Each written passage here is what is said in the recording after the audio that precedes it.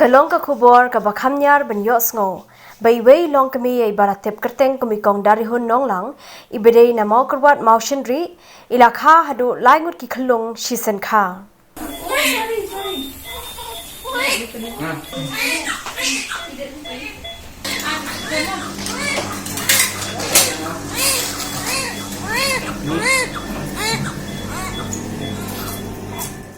Habai kran bai Dr. Teiku RiKhasi ibadai ru Dr. Ibasumar ini Longkmie ilai thu bai ni Longkmie ila khalai ngut ki Khyllung kentai ka arpu kandai tarik mention banai ha Woodland Hospital.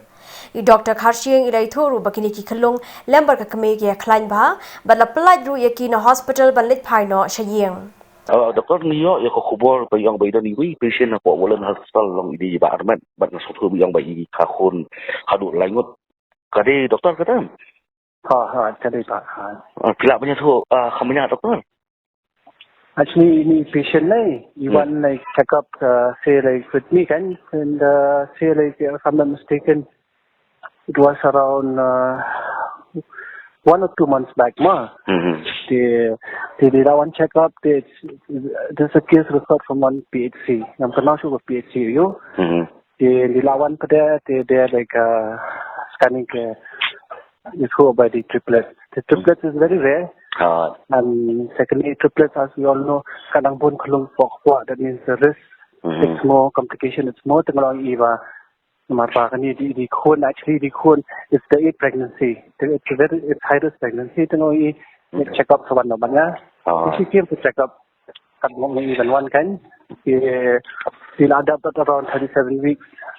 Tengok iba imla apa 40 weeks more. But the risk is so much.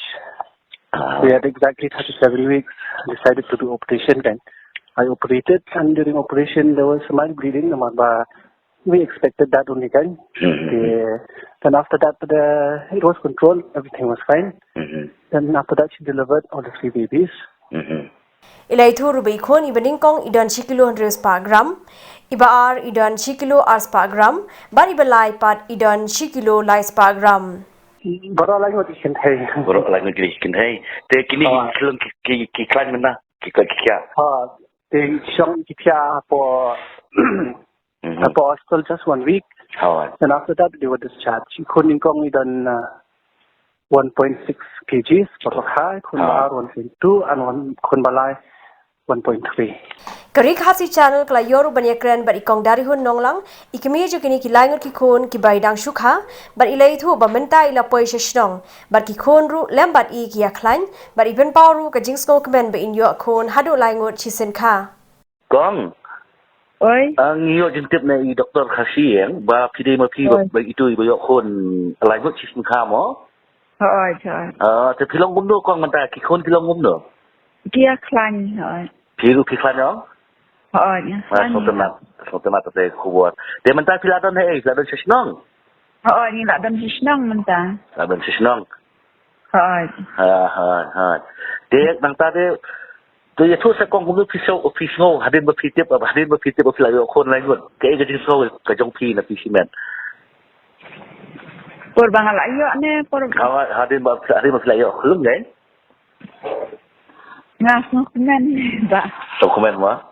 Kan kalau gumno saya kalau gaji semua ya kini langut ka na kan sok na malah do langut Shisien Kha mo la sistem pi ba ada ba la kaจะลองสิพังละไปดีเวใช่สิพังให้เว kata dapat kok nak kalian ngejong itu ngikit bokit weng ki ba ya ki khon di jong pi ba pinang ya sa tang ya san mo